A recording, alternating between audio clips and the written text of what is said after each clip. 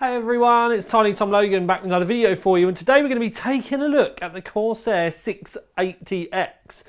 And it's a double wide, well not quite double wide, but it's got a dual chamber design. I think that's the terminology that they prefer us to use. Dual chamber design, so you can get the bulk of your hardware in one section, and then you can get your power supply and your hard drives round in another section. There's some water cooling support going on, vertical GPU support, and it does come in black and white, but is it worth £209?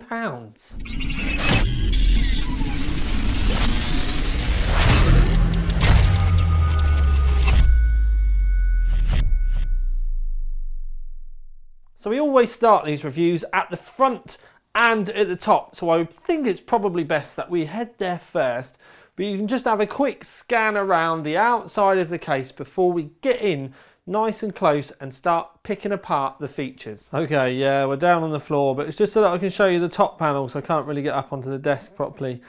Now, you can see you've got your power switch, and you've got your headphone and your microphone. You've also got a USB Type-C 3 Gen 2, and you've got two normal USB 3s at the top, and then you've got your USB switch there as well. Now, you can see that you can take the screws off for your tempered glass panel on the top quite easily, but one of the things I am getting to show you really quickly, but obviously not quickly enough, is that you can see that the mesh panel underneath the glass looks very tidy, but that's because it's actually on the other side of that ridge. Now, I did originally think that the mesh should have gone in this section, but it doesn't. You have to fix it from the inside, and I will show you in more depth when we do get there.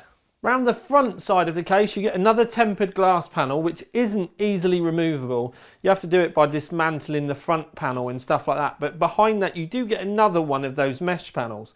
And like I said, we would feature it all when we got on the inside, but there is another panel in the front here that you have to remove to be able to get access to the fans. It's the same with the roof as well, and it's a pretty big part of it, but you do get a large tempered glass side panel, and you can see that you've got that large black border there as well. Now, there are a couple of screws round the back, so if you wanted to remove it, you can do, but you can also pop a screw off the top of the hinge here and lift the door off in entirety.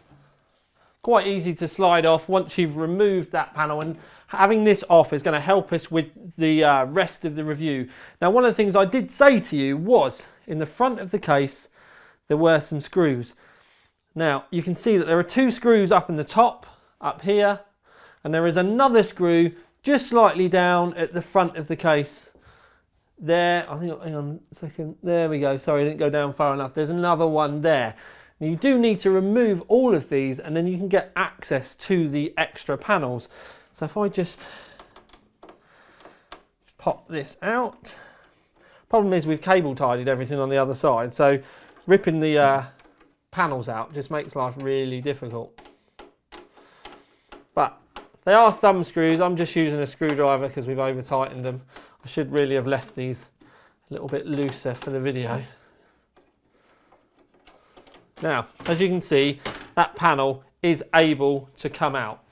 And if we were to spin it round, you can get a better idea ever so slightly down the side, because like I said, I've cable tidied it too much, that you have the dust filter.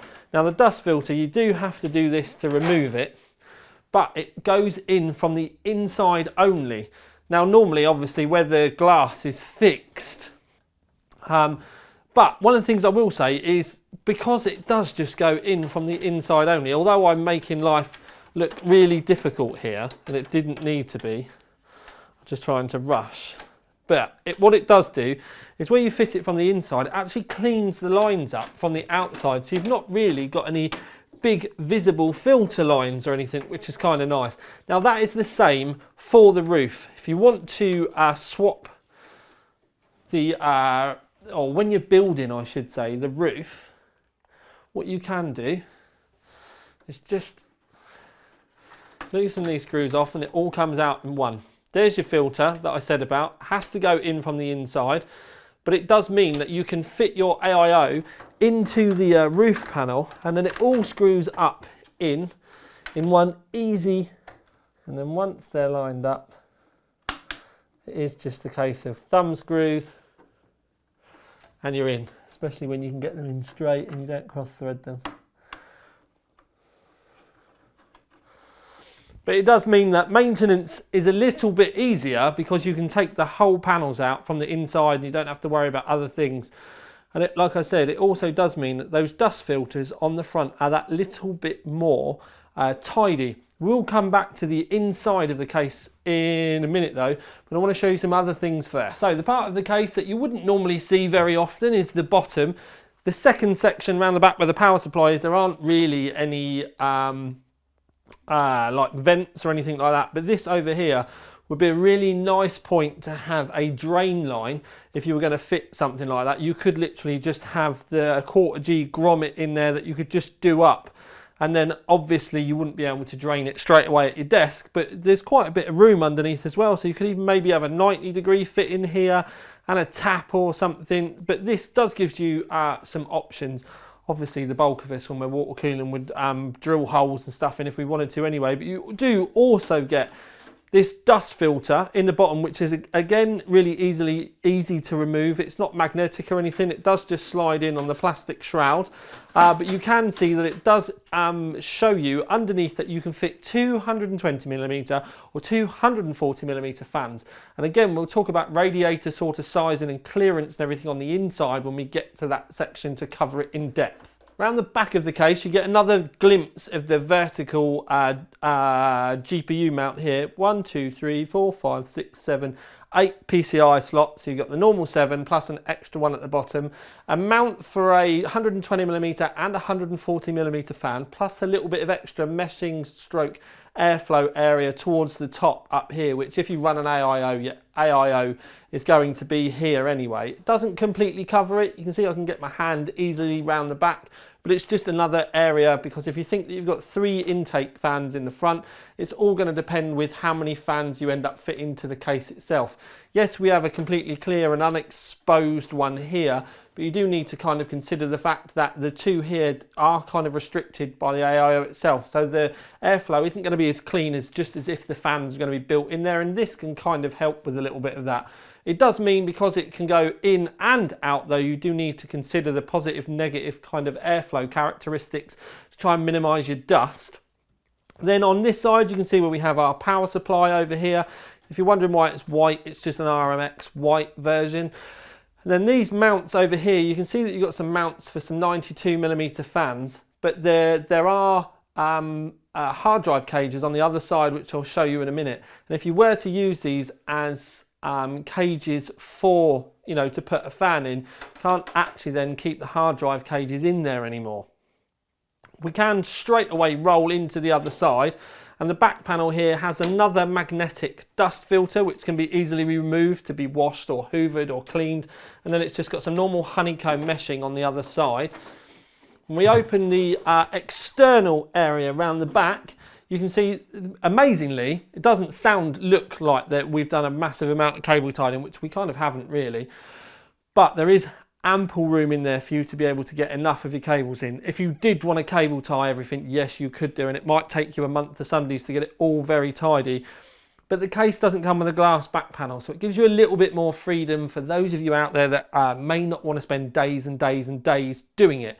But features around the back, you can see that there's a grommet at the top. There's actually another one around the right hand side, just to the other side of the 2.5-inch hard drive rack, which we'll talk about in a minute.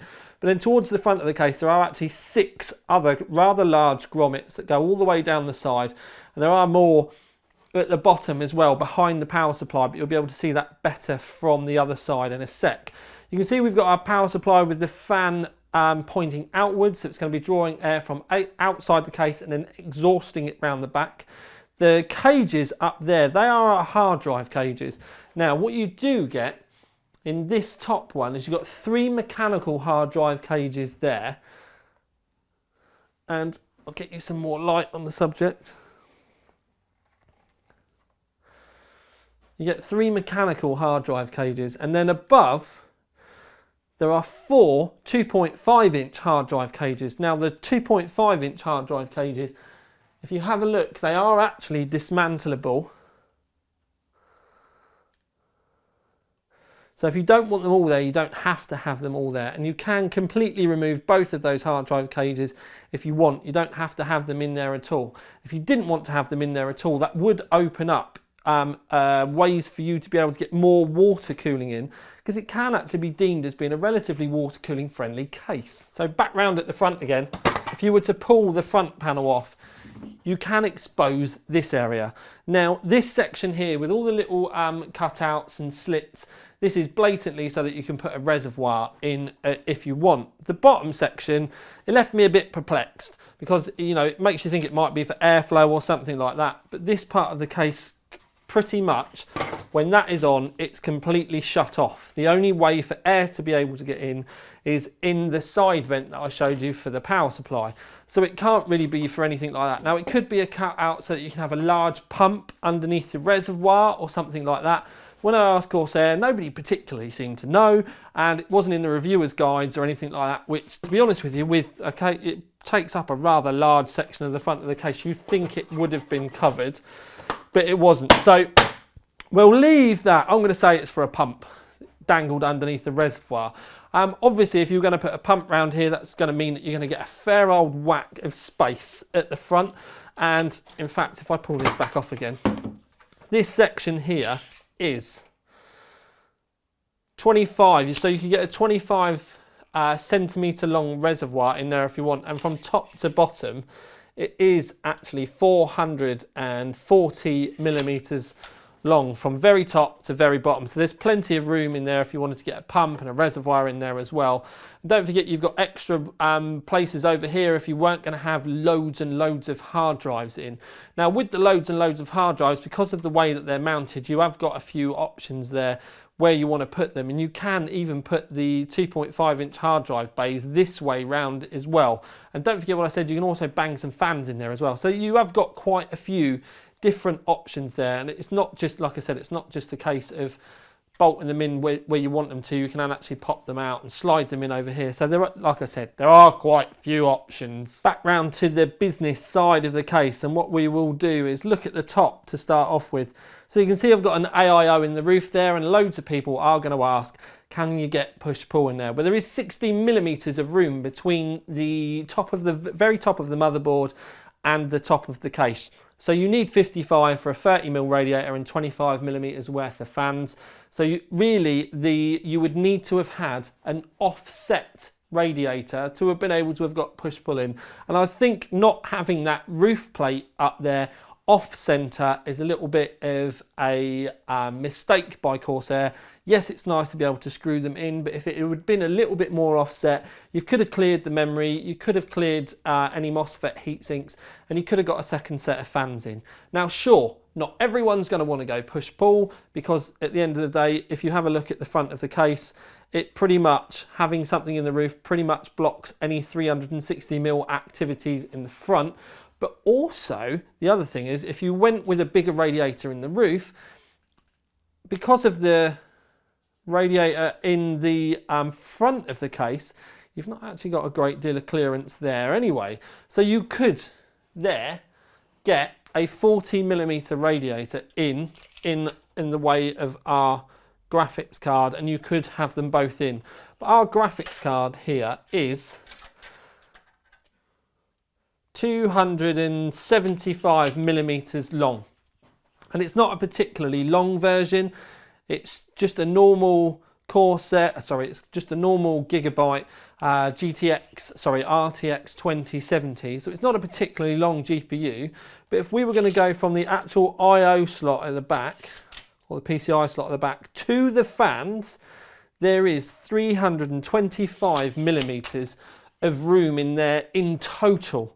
So what you would then have to do is, if you were going to think about putting a radiator in the front, you need to find out how long your graphics card is, take that away from 325mm, I think I said, take that away from 325mm, and then see how much room you actually have left for radiator space.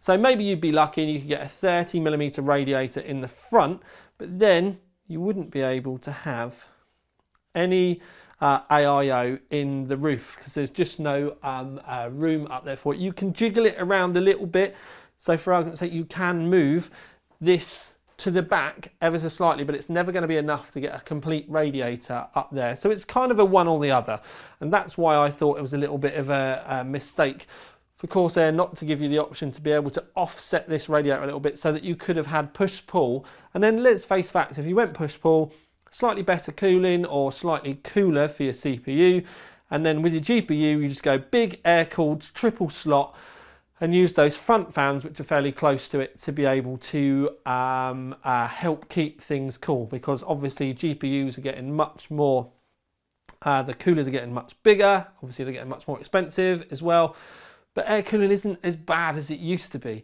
Also with that, if you ended up with something like the hydro coolers, like because Corsair and MSI do the Hawks and stuff, you could still end up having a nice cold air feed in or out and around this sort of place anyway. So those options. Now round the back, with the vertical GPU mount, round the back of the case, you can see that it's relatively easy, but in my opinion there wasn't particularly enough room, because once you've got your GPU in there, it does end up being quite close to the window. So with the GPU vertically mounted, essentially you can see it all stands kind of nice in the case, but when we get round to the back, there isn't a huge amount of room. You've probably got there, let's have a quick look, there's 20 millimeters of room in total. Now that is a normal dual slot card, and one of the things I would say is if you are going to use that vertical GPU slot, 2 slots maximum. If your card is any bigger than 2 slots, I wouldn't even consider it. One of the things that you can get now is from like the an aftermarket GPU vertical slot from the likes of CableMod, and essentially those GPU mounts just end up mounting your GPU in the normal PCI Express slots around the back. It will cover up all of the other slots with your board, but it will mean that your GPU will sit much further in and give you a much better airflow, and that will be better for those of you out there with more than dual slot cards. If you do want to use the normal case vertical slot, then Corsair even do their own riser cables now. You do have to buy these separately. It doesn't come with a case, but it is an option for you. But like I said, if you're going to be using a maximum of a dual slot card, sure, use the case. But any more than that, the only way you'd be able to get like a Strix or something like that in my opinion, would be if you were using water cooling to keep it cool, because I don't think there'll be enough airflow here. If you are going to go with an aftermarket mount that goes further in, just don't forget that it is going to use your, or cover I should say, the rest of the slots in the board. Now, I did mention at the start that the case was £209, but what we do need to keep in mind is in the front there that you've seen a glimpse of already, and I've not really shown off very well today. There are 3 of the LL fans in, and you do get the Commander Pro in the back to control them. Now, if you were going to buy those separately, they would be £100 in themselves. So I just thought it'd be nice for us to have a look now at the case in a working environment, and you can also see a bit of a light show with the fans. So, got the case set up on our test system. That is a new Gigabyte monitor that you can see there. Is the AD27QD, which I will be reviewing in the not too distant future if it's not already up already. Then we've got the Case 70 silver stroke white, and then the new M65 on there as well, just so you can go in and have a look. I really like the new M65 where it's grey and white, so the grey means you don't get all the mucky hands down the side. The keyboard looks the part as well, fits in with the theme of the case, which I thought was kind of cool. And then I've got the GPU back in the normal layout just that I can show you the lighting. But we have got some LLs in the roof on the white H100 High Platinum Pro, just in case you're wondering where the extra light is coming from. Also, okay, so this is the spiral rainbow. Then we can make a quick, this is spiral, rainbow wave. It'll all change.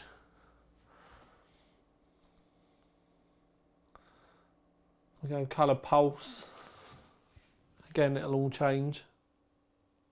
Now you can set custom colours and everything as well if you wanted to, but obviously if it was me, I would literally just go for a static colour, and I would just go for white like that, or maybe because we've got so much white inside the case, you can easily flick it again to the red. But I personally think that white looks best. So, moving on to a conclusion, and I know straight away when I start talking about the value of the LL fans that are in the front of the case, being around the sort of £100 mark, which is quite a lot, you always get a lot of comments underneath in the video with people saying what happens if I don't want those fans with it. And it's a fair comment, and it's one that I put to Corsair pretty much straight away when the case arrived.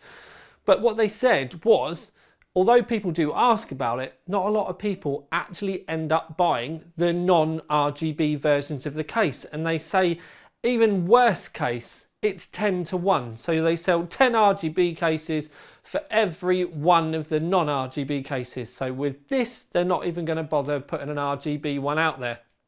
But if that's going to be like a breaking point for one of you guys, then that's fair enough. But just kind of keep in mind, if you were to get it and you weren't fussed about the fans, you could take them out and the commander and just bang it on eBay and maybe get sort of like 50 or 60 quid back and give one of your fellow PC Master Race friends a bit of a deal. The only other thing that I don't particularly like about it, randomly, is the spacing for the vertical GPU. Now, I know a lot of people out there are going to get a bit uppity about vertical GPUs because there does seem to be a bit of hatred about it. But I did think that with this, it should have had a little bit of extra width for airflow in the side of the case, just for those of you out there that may have bought a more expensive, slightly wider GPU. And let's face it, it's not a cheap case. So the possibilities of you spending a few extra bucks or pounds on a slightly wider GPU and going to be running air are fairly kind of high. So you can't, I wouldn't personally use that side mount for anything over a normal twin slot GPU. If you do have a higher than twin slot GPU, then think about one of those mounts that, like I said, from Cable Mod, that just go into the case. And yes, I know you're going to lose all of the rest of the slots in your board, depending on, you know, whether you're going to use it or not. But if you're one of the people out there that just end up with just a graphics card in and you just want to make it look pretty, then you can do, and you could end up even getting slightly better thermals with it as well. If you do use a riser cable like the Corsair one or any of the aftermarket ones, just remember you need to keep the curves nice and simple. Don't fold them, because if you get any artifacting or GPU based problems, it probably and almost always is down to the riser cable, and you have to go really careful. That's one of the reasons why we don't use them in the reviews too much, because with the fact that we have to take them out and move them around and do all the B-roll and all that sort of stuff, the riser cables, even with us going really careful, don't last very long. It's also something to keep in mind when you're doing maintenance and stuff as well. Literally be super, super careful with it. And it doesn't matter whether it's one of the really good brands and fairly good riser cables or one of the cheap ones, you're always at risk, although with the cheap ones they can break even more. But I actually do like the look of the case. It looks really nice. If you're wondering about the extra cables in the bottom, like the red ones for the USB and all that sort of stuff, they're actually aftermarket Corsair cables now. We actually use one of the SATA cables as well, because when the case came, they sent us a load of other stuff. And I have had a chance to use the white AIO for the first time. If you're wondering about performance of the white AIO, it's just as on point as the normal black version. I've done a quick a run over with it and put that on the Rush Kit channel, but long story short, it just gets white hoses, white radiator, white LL fans as well. It's a nice little package, and if you're getting a white case and looking at getting a Platinum Pro in the first place, I think it's kind of a bit of a match made in heaven, and it does actually end up, rather than having a massive black AIO in the roof, actually ends up making white a bit stealthy. So it looked really nice. So £200 did seem like a lot of money when I first looked at it, but like I said, then you add in the value of those fans, and if you're going to build yourself a Corsair based system with AIOs and the rest of the kind of like stuff that I have on the desk here, it does start to make a little bit of sense. A little bit of a tip that I'm going to give you as well, because I know a lot of people are going to go, oh yeah, but I can't link it up to this and I can't link it up to that. I do have it on good authority that the Corsair SDK has been handed out to the brands now. So you are going to see support for this in the MSI lighting software, the Gigabyte lighting software, and considering they sell more than everybody else, the Asus Aura software as well. So you'll be able to control all of your Corsair stuff from within Aura Sync if you want to. Now, the fact that the brands are actually starting to be a little bit more friendly rather than having their heads up their rectums and trying to make this better for the end user, I think is a no-brainer. And as soon as this does start to get rolled out, I'm going to do a special video on it anyway, because I think it's been needed for years and it's going to make our lives, or your lives as the end user, a lot easier. So it's a really nice case. I really like the design. It's got water cooling options there, but you do have to go careful, as I've shown you with the GPU and the rad sort of spaces in the front. If it was me, to be honest with you, I'd end up just putting a radiator in the front of the case and just running it that way, because it gets a little bit more complicated at the time, you know, if you try and move it around. It's not going to be mass radiator friendly for someone that just wants to click and fit in and, you know, literally just wants to buy parts and put it in. It will be something for someone that's got a little bit more experience and wants to get properly hands-on, and is fairly handy with the tape measure and can get their heads around how they're going to do all their loop and all of that sort of stuff. I personally see it as being the sort of case that most of you out there are going to either end up with the H100i or the H50i, which, please Corsair, hurry up and do a white one. I think it's going to end up like that, and you're going to end up with a nice tasty build with a meaty air-cooled GPU, an AIO on your CPU, and then just make everything super tidy. And it don't half look bad on the desk as well. And if you are wondering, yes, that is a Gigabyte GPU, and yes, that is a Gigabyte monitor, and the videos are going to be out within the next sort of week after the time that this video first goes live. So if you're finding it a little bit of time after, maybe go and have a look on the website, because that's 144 Hertz, it's a VAE panel, and it ticks quite a few boxes. But anyway, I'm going to leave you with that. Let me know your thoughts in the comments underneath. All of your constructive criticism is welcomed. I've tried to make it a bit brighter today. Does it look a little bit better? But anyway, this has been the tiniest one.